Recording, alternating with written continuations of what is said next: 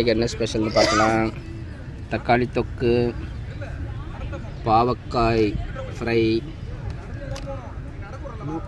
நூக்கல் sambar, white rice, ரசம், மீன் குழம்பு, beans முட்டை பொரியல், ஸ்வீட் சேமியா தானே, சேமியா கேசரி, அப்புறம் ஒரு ரசம், அப்புறமா 2 தக்காளி பழம் எங்கள் செடியில் காய்ச்சது, அப்புறமா ஆரஞ்சு பழம்.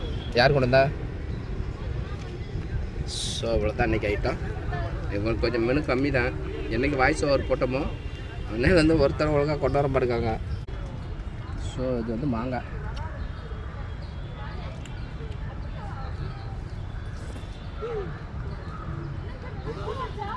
பயங்கரமாக இருக்குது சார் சாம்பார்.